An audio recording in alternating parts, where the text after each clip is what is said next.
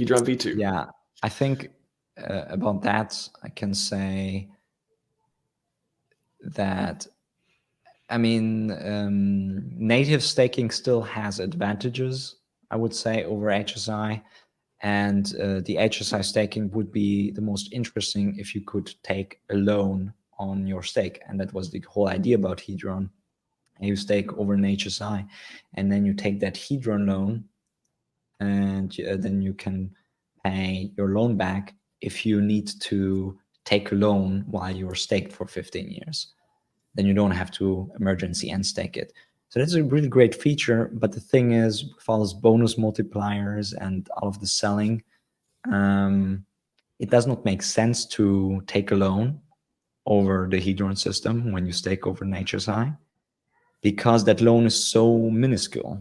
Like you have I don't know, multiple thousands of dollars worth of hex staked.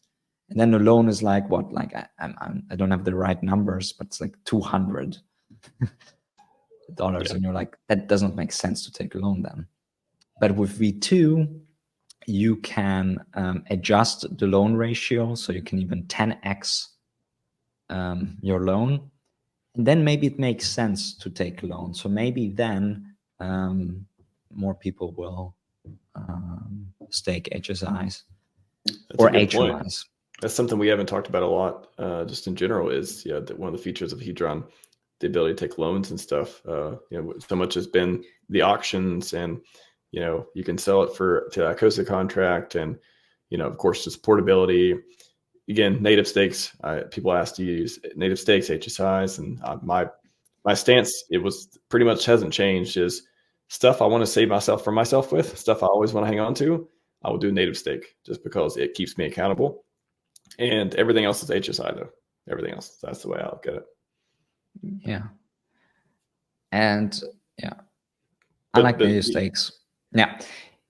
But yeah, but V2, I was going to say, but V2 is that, I mean, we can just cover this just for a minute too. Is that what you're most excited about? Like, what do you feel like you're going to use the most when V2 comes out?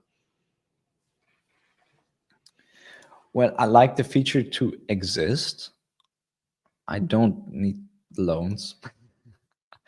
I don't need to take any credit or anything. I have a good staking ladder. So if you have a good staking ladder, then you might not even need to take a loan.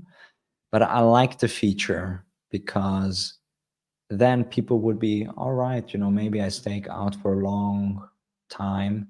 And then if something happens, then they can get some value out. And then they don't have to give up on the stake, and then they can try to repay their loan and then even maintain the stake. So I like that feature a lot. So I would like it to exist.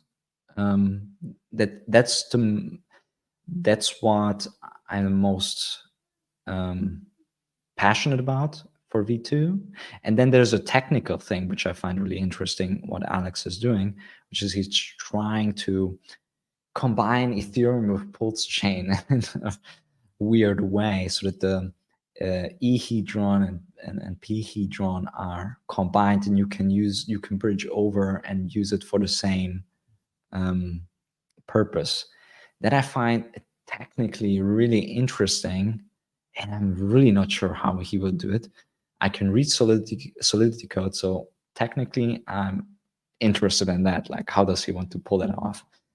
And because he obviously has to use the bridge contracts,